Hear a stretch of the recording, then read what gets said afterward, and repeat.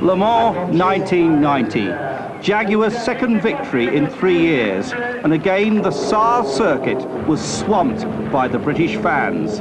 There and then, the Jaguar XJR15 had classic car status conferred upon it.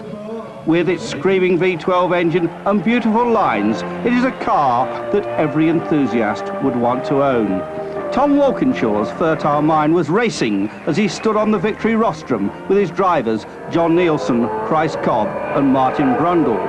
Soon an idea was forming in his brain.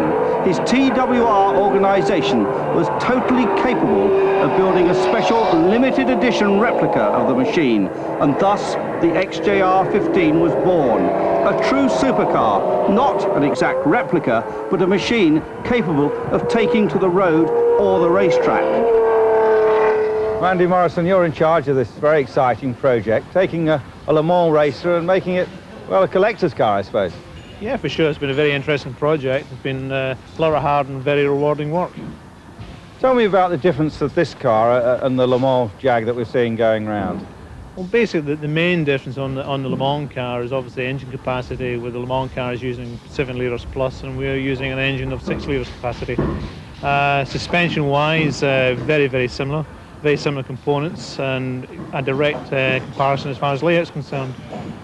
What about the manufacture of the chassis? It's all carbon fibre, isn't it? Same as your racer. It's manufactured by Aztec, who obviously manufacture the V12 Le Mans car as well.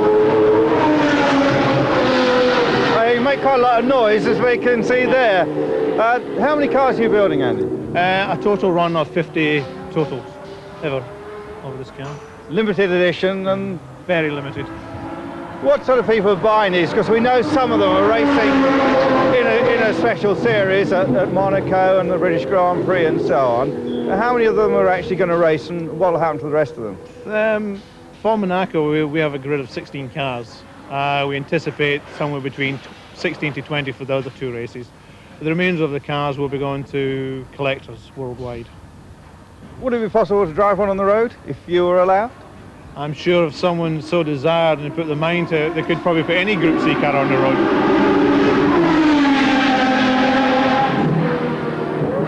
And finally, Andy, what's the price tag on them? The price tag is £500,000 each. And you've got plenty of takers? All have gone. Amongst the customers, a Japanese nightclub owner who ordered 10, a cool £5 million order, while Jaguar Le Mans driver David Leslie was entrusted with much of the testing.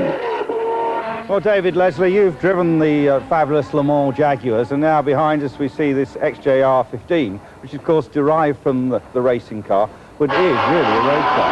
How different is it? It's very different in actual fact. Yes, it is much more like a road car. It's much softer to drive than what the Le Mans car is. The aerodynamics are very much different to the Le Mans car, that being the biggest difference. And without the downforce that the Le Mans car drives, this car is, in a race condition, as we are at the moment, a little slippier to get round the corners than what Le Mans car is. But what would it be like in the streets of Glasgow, for instance? Or would you dare drive it? Yes, I'd love to drive it through the streets of Glasgow. It will certainly generate a phenomenal amount of attention. It's a superb looking car, and I think a real nice collector's item.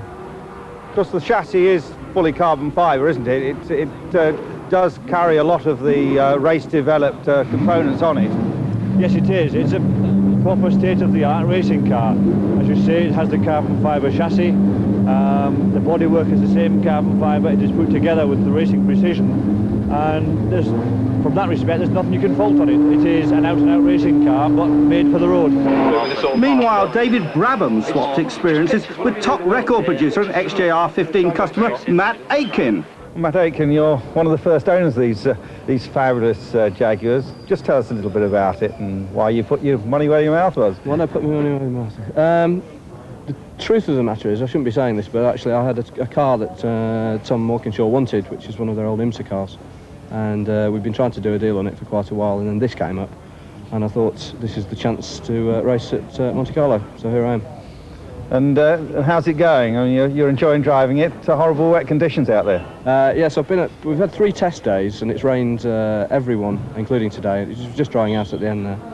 It's difficult to drive. It's an old-style racing car. It's elbows out. It's not akin to anything I've driven before, really.